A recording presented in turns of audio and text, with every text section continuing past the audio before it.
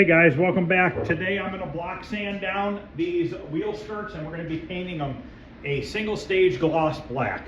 I'm waiting on the trim to come. It's getting the the factory hockey stick style trim that goes on here. I don't know if it's getting the gravel guards or not. These are not mine. I know I'm putting stars and exhaust ports on it. I believe 2 exhaust ports and either 2 or 3 stars. I'm not sure. I don't know how many he ordered. These will be for sale when they're done. I asked him what he wanted for them. He wants $4,000 for the pair, and that includes the trim, the stars, the ports. It'll all be done. They'll be painted black. The back side is going to get a coat of chip guard sprayed on here. That's going to fill in any of the pitting that's left over. And the back's going to be painted gloss black as well. So if somebody has a blue car, a red car, whatever, basically that's all you got to do is pop the trim off, sand down the black single stage paint, and put whatever color paint your car is over top, and then you put your trim right back on. All the holes will be drilled. They'll be ready to go. It's a quick weekend project, really, to get them to match your car or whatever. Also, I kind of wanted to go over a few things. Some people have asked in the past, what do I use for my sander for dust extraction? And what I use is this vacuum system here it's made by Impala. It's definitely not cheap, guys. I think it's $1,300 for the vacuum, and it comes with 1 hose. Well, I have 2 hoses. I have 1 hose that has a built-in air line into the hose itself. Then I have another hose that does not have an air line on it, and the reason why I have 2 different hoses is one is for block sanding by hand without a DA sander or an inline sander or a mud buster or anything like that. It just doesn't have an air line. So when you're not using an air line, you have to turn this to the manual setting, which is on this side, and that'll turn the vacuum system on.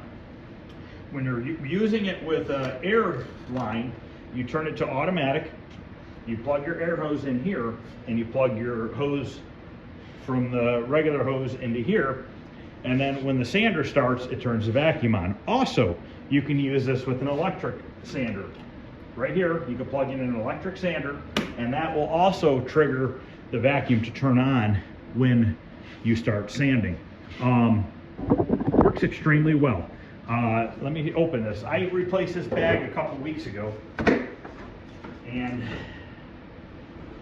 this has a double filter system in it, okay? So you see those filters are still perfectly clean. This vacuum system's a couple years old. Have not had to change those filters. It will thump the filters. Every 30 seconds, it'll thump one of these 2 filters, okay? And it'll knock the dust off of it. But I'm using a bag in there. So by using a bag, it doesn't really matter if it thumps them or not, because the filters are really not getting dirty. I would suspect that if I didn't use a bag, it would probably have a little bit better suction, but I'm very happy with the suction that it creates with the bag itself. So if you didn't have a bag in here, you would, the filters would be thumping every 30 seconds. They do either way, but they would thump and the dust would fall off into the vacuum system. So I replaced this bag a couple weeks ago. Let's see if I can take it out without ruining it.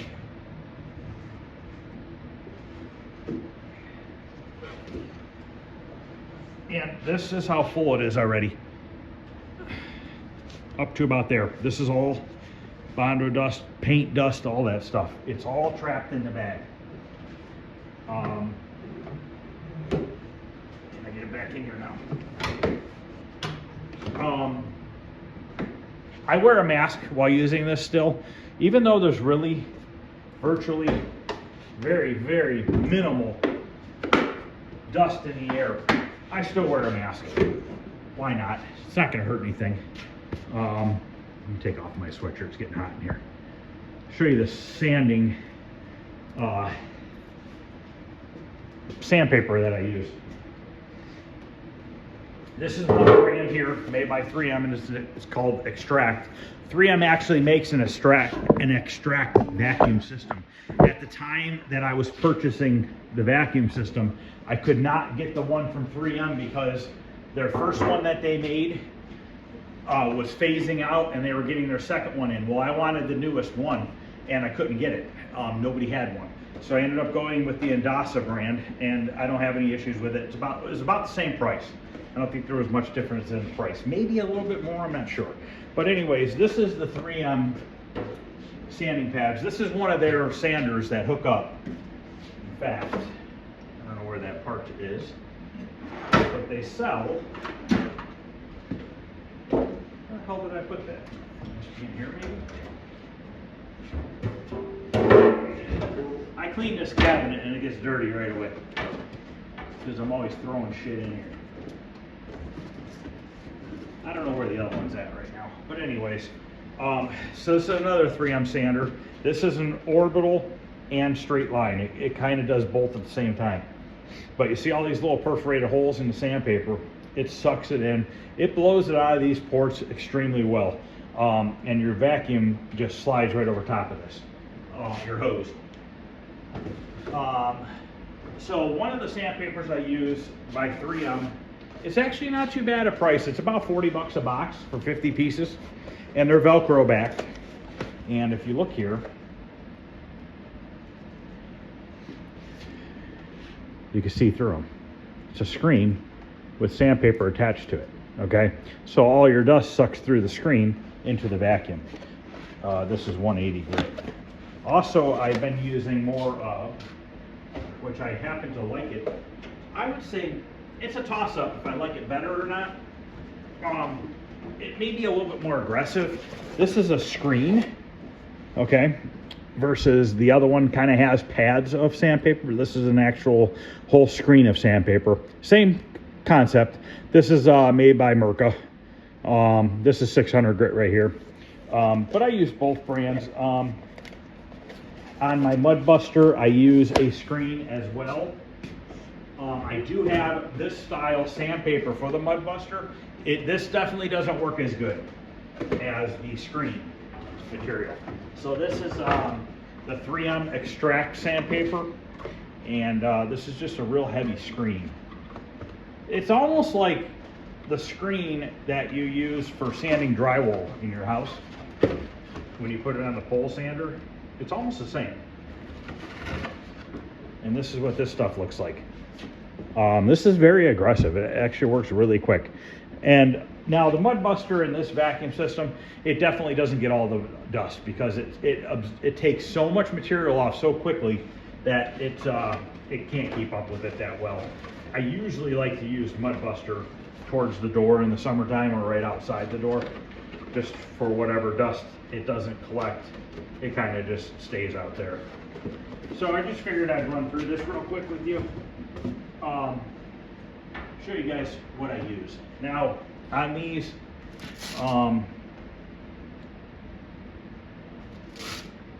this is still pretty good.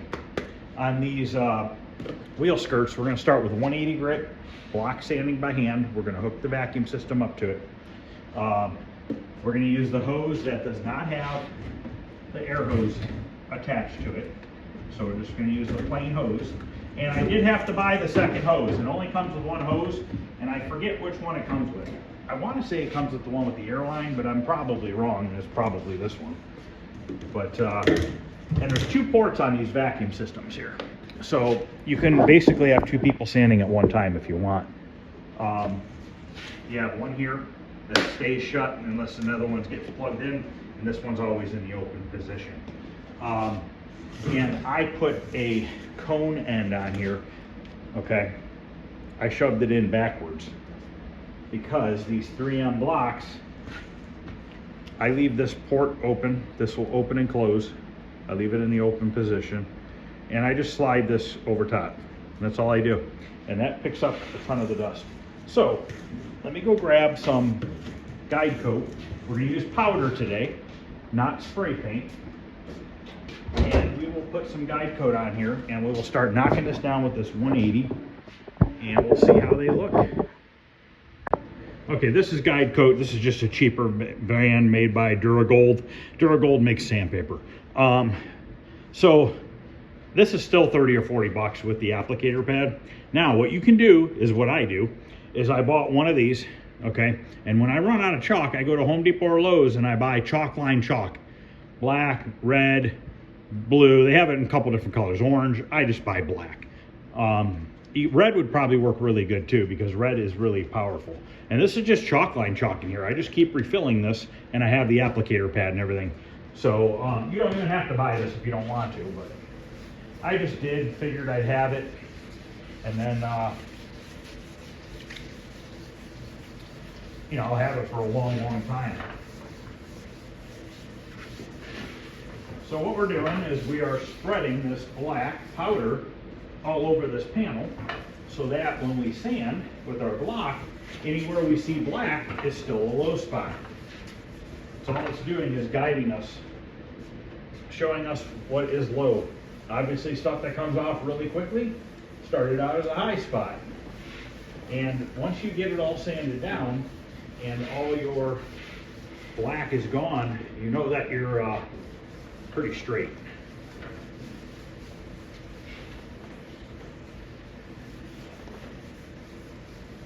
I can do a lot of block sanding without using guide coat, just because I've done it for a long time. I can see what needs done, but you got a little run there in the primer because I put it on real heavy on the edge there. There was like a pinhole there. But these have been sitting for about a week, so they're nice and cured up. Grab my mask here, and I'm just going to show you. I'm not going to do the whole process on this video because it's clearly going to take me a good half an hour to block these two down, but I can give you a quick guide so you can see exactly what's going on here. So we're going to turn this, plug it in. I'm going to turn it on to the manual setting so that the vacuum is just going to be running the whole time until I turn it off, because I have no way of triggering it to turn on by itself because I don't have a power cord or an air line going to it right now. And you can hear it.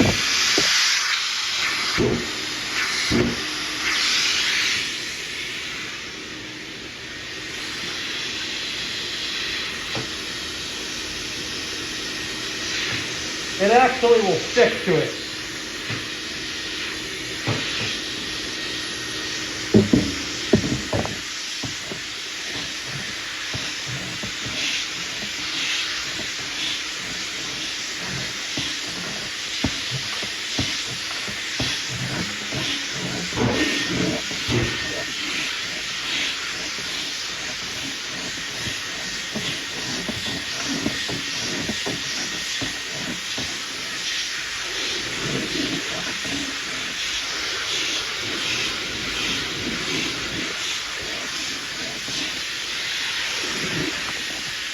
See, light gray are high, dark gray, black is the low spot.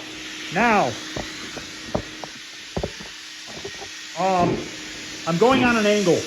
You don't want to go in straight lines because you'll end up leaving ripples in the straight by doing it in straight lines.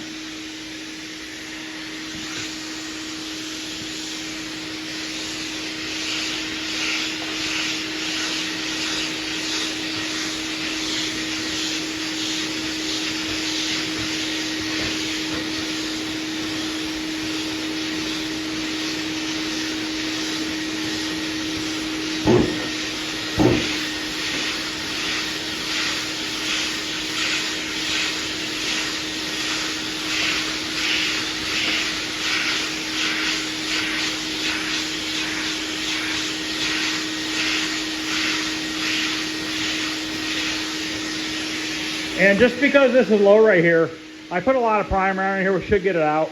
A lot of times if I'm doing a really high-end car, well, all the time, I will block sand it with 180 and I will re-primer the car a second time because it needs it. You know what I mean? You're really trying to make it as flat as possible. These will turn out really flat, but if somebody's going to buy these and paint them a different color, they're going to have to sand them down anyway. So as long as they block sand them, they'll be using the paint as our second primering. So I'm going to go ahead and also, because this is low right here, don't just sit here and concentrate on that. Work down. Come back. work down, come back. Don't just sit in one spot until you get this spot completely gone. And also I'm going this direction and also this direction. So I'm going both ways as I come down and back. So let me sand on this for a couple minutes, then I'll come back and show you what it's looking like. Okay, I've been sanding for less than 5 minutes, and this is where this is so far. I wanted to show you before I got rid of it all. So we have a little low spot there still. Metal's peeking through a little bit right here. That doesn't concern me. That's right at the edge, not a big deal. We got just some little minor imperfections left. We have not broken through the primer in any of the main areas. If you do break through a little bit, not a big deal. I use epoxy primer as a sealer before I put the base coat on. In this case, single stage. Now, if you have like, because this is low right here still a little bit, if you are sanding here and you get a big spot of bare metal, well then obviously you got an issue and you need to do more body work because your metal's really high right there. So I can feel these little tiny nip things, but not by much. This is feeling really good. Another couple minutes with 180, and then this is going to be ready for 320. I haven't done the edges yet, but just wanted to kind of show you. So I'm going to go ahead and finish the 180 on this and this. We'll come back, we'll look at it.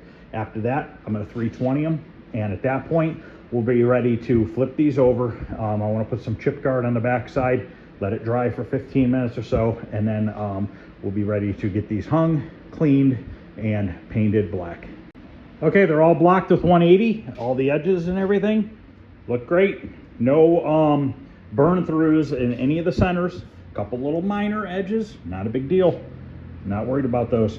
One right here. They feel good though. So now I'm going to 320 all these down. I'm going to Scotch Brite the back side, the epoxy primer down, and then we are going to spray some chip guard on the back side. Might have to put tape over these holes just so they don't blow through on the front side. Let that dry for 15-20 minutes, then I'll be able to get them in the spray booth and hang them up, and we're going to shoot them single stage black. Now, I have that long bed Chevy in the spray booth. Weather's kind of crappy out again. I'm just going to back it up until the back of the truck's over here. Part of it will be in the spray booth. I'll put some plastic over it, and that'll be just fine to get these things painted. And then these things can dry, and I'll be waiting for the trim to come from the Chevy shop in California. Supposed to be shipped directly to me. I don't know about the portholes and the stars, if those are coming from there or if they're ordered from somewhere else. I am not sure.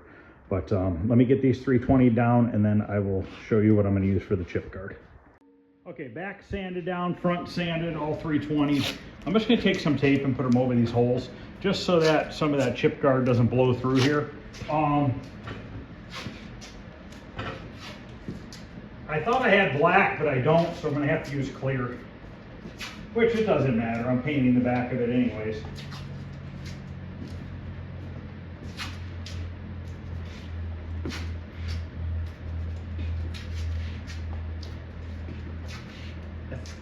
I think there's not really very many, maybe 1 or 2 pinholes I might fill in.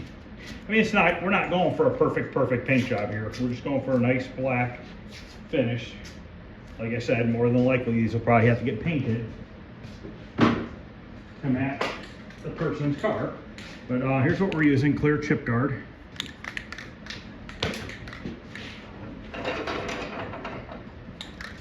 By SEM.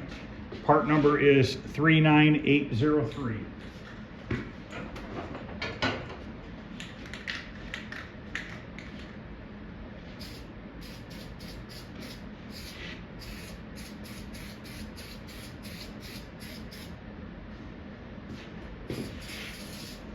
Actually, should probably be going this direction so I don't get it on the edge of this one. You just want to kind of evenly spray this stuff. Go this way on this one.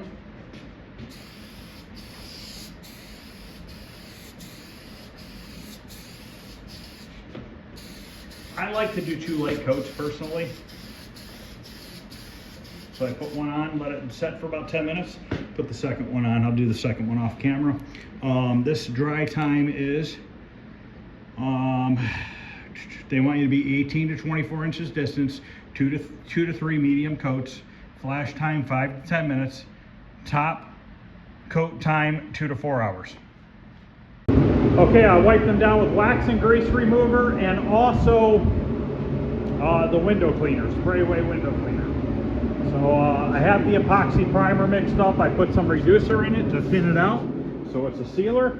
And we're going to go ahead and tack cloth it, spray on that, let it set for 10-15 minutes, and then put a couple coats of single stage gloss Summit Racing Black on top.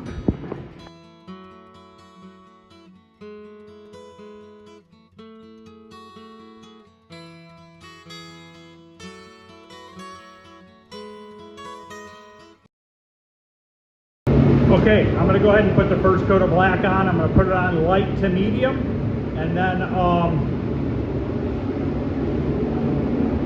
second coat I'll put on heavier. About 10 to 15 minutes between coats.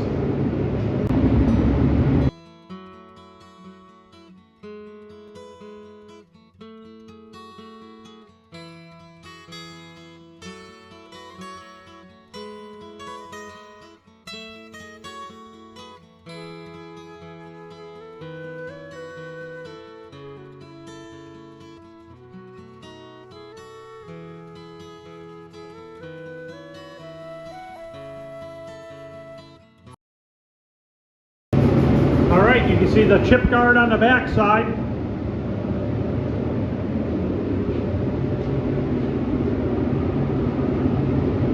Looks pretty straight to me. A little bit of orange peel, no big deal. Got a pinhole. 1, 2 little pinholes. Fine. But yeah, it looks really good. Now this is single stage. If I was going to wet sand and buff this, I could dot a little bit of single stage black into those couple pimples, wet sand this down, and you would never see it. But all in all, it's pretty damn straight for only mudding it once and 2K primer block sanding it once.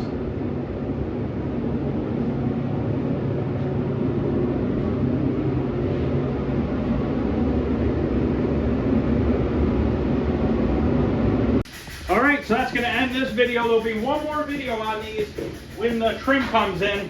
We'll drill the holes for the portholes and the stars, and we'll use a little bit of 3M strip caulk to put in the holes to, we'll probably brush touch a little bit of paint in the hole, and then we'll take some 3M strip caulk and put it in the hole when we push the portholes through the holes, because we haven't drilled them yet because we didn't have them. But I wanted to get these painted so that when the trim comes, I could just get them put together and knocked out.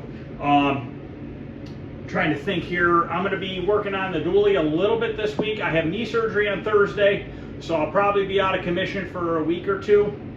I'm saying that. We'll see what the doctors say. I'm hoping a week or two. Just having arthroscopic surgery, so it shouldn't be too bad. And then I'll be back out here because I want to get the dually done by the end of March, and this full-size Chevy pickup. I'd like to get them both done by the end of March, beginning of April, so that they can both leave. And then the 59 hardtop will be coming up front, and a 73 Mustang convertible that I painted probably 15 years ago. And it's been sitting. And I might end up repainting it because it's been sitting for so long and it needs some work. But it wouldn't really be that big a deal. The bodywork's all done on it and everything. It's black with silver stripes. It is a convertible, so it's not that big of a deal. So I might reshoot it. I don't know yet. But it needs to be assembled and running and driving vehicle. So those are the next two cars after these two pickup trucks are done. I also have 59 Impala 4-door quarter panels that somebody turned into booths. They're not done. They started the project and quit working on it. That's going to be coming in here too this month. So that I can get those bodywork painted. We're painting it a green color. We are using Aspen Green, it's called. I believe that was the name of the color on a 5960. I think it was called Aspen Green. So we'll be painting those that color and putting the trim on them and tail lights and all that good stuff. So thanks for watching, guys. Let me know what you think. Any questions or comments, feel free to ask. If you wouldn't mind hitting the thumbs up. Other than that, I'll see you guys later. Thanks for watching.